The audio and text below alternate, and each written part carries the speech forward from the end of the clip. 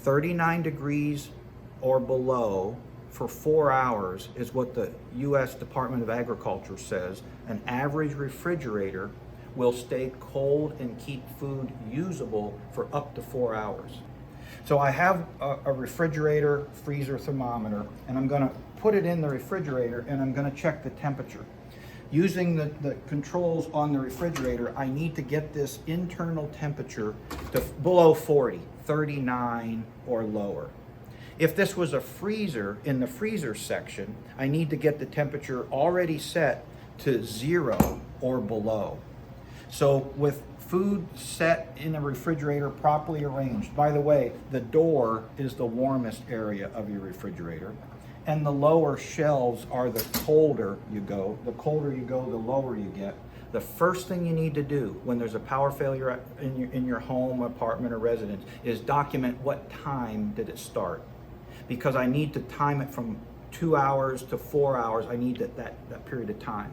So number one, I documented the time. Number two is probably the hardest part for families with children. We have to keep the doors of the refrigerator and the doors of the freezer closed. Here's the problem. The food is inside, the temperature is going to hold, it doesn't have power, and if somebody comes and opens the doors of the refrigerator and then tries to make a decision what they want to drink or what they want to eat during the power failure, all of this cold air comes out and the warm air replaces it. For the after the power failure, the first thing you need to do is document the time that the power came back on. Because if I documented when the power went out and now with the power back on, I know how long my refrigerator or I know how long my freezer has been without power. 4 hours is the key. 2 hours is also important. For the power to come back on, I documented the time. For the food to be usable, it should be less than 4 hours.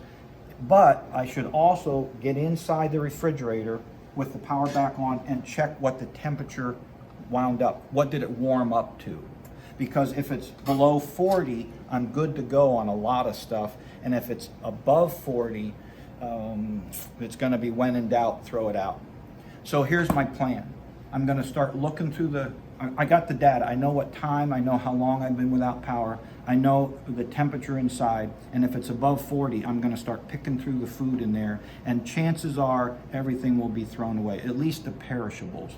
The U.S. Department of Agriculture talks about be very cautious about poultry, fish, meat, any leftovers. No. Pizza leftover from last night? No, gone. Sorry kids, can't have it. Don't ever taste anything to test it for whether it's usable or not. It can have salmonella, it can have E. coli, it can have bacteria, and mold is not a good indicator that it's going bad. There's bacteria that causes food to go bad, and there's bacteria that causes foodborne illnesses. So don't taste anything, throw it out. Now, milk is one of the fastest disposable items. The enzymes that attack and break down milk are one of the fastest acting. So chances are your milk, if this was in a refrigerator and sat for more than 2 hours over 40 degrees, milk is a goner. The U.S. Department of Agriculture has a website, foodsafety.gov. If you go to that website, there are several downloadable documents, charts, on how to determine after the power has come back on and you know the temperature and you know how long, what foods are good or what foods should be discarded. One of the things in those charts, there's a chart on cold food, refrigerated food, frozen food. One of the things they tell you that I think is kind of interesting is if it's frozen food and the power is back on, if the frozen food still has crystals, ice crystals in it, it's ready to be refrozen or it's ready to be cooked and used right at that time. It's pretty cool. So there's a lot of good free information, foodsafety.gov. So to be before, during, and after, be food wise for food storage during a power outage.